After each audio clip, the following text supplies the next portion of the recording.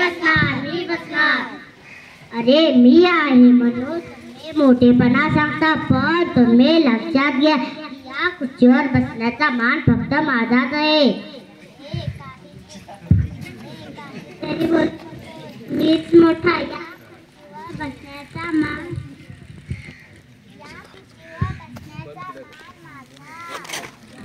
तो कसा काय बुवा? हे पैसे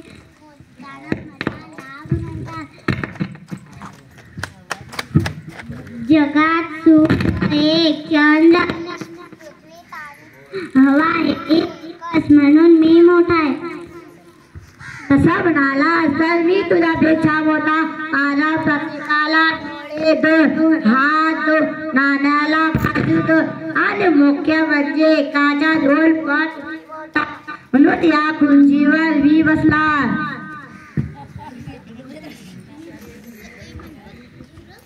अहो साहेब, तुमच्यापेक्षा मी मोठा। अहो तीन कसे मोठे?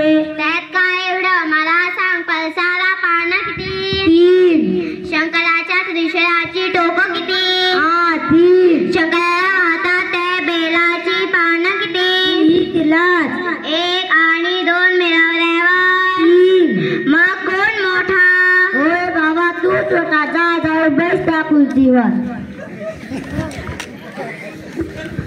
तू कोण कमेंट कर? तुला जग काय म्हणताय माहित आहे काय? काय? तीन तिघाडा आणि कान बिघाडा। अरे मी तुझ्यापेक्षा मोठा। ते कसं काय? कारण मुख्य दिशा चार, उपदिशा चार, जगाला ज्ञान मिळवून देणारे वेद तेही चार, म्हणून मी मोठा। या खुर्चीवर बसण्याचा मान माझा। ते कधी शक्य नाही, कारण मी माझ्यापेक्षा मोठा आहे। ते कसं काय? एका हाताला बोटं किती? आप, तेज, वायू, पृथ्वी, जल हे कोण? ही तर पंचमहाभूत आहे। मी आहे म्हणून मी साजरे जगतो ना। बघ मला सांग कोण मोठा? हे बाबा तूच मोठा, जा जाऊन बस त्या खुर्चीवर।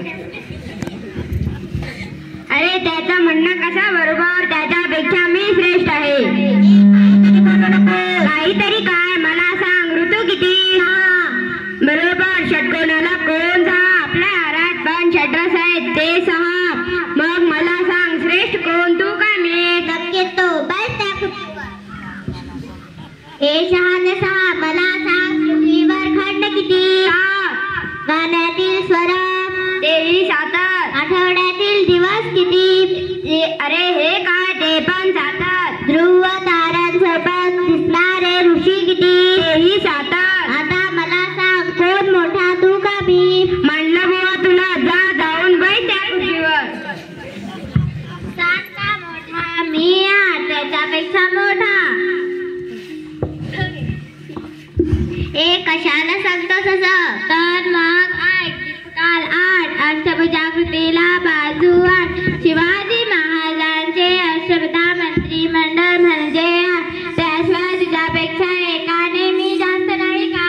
असा म्हणाला तर तुझ्यापेक्षा मी मोठा। मला वाटलंच होतं तू पुढे येणारच म्हणून, कारण म्हणतात ना वासरात लगडी काय शहाणी। अरे माझं साहित्यात नवरत्न आहे, रत्नात नवरत्न, नवरात्राच्या रात्री पण 9, म्हणून मी श्रेष्ठ।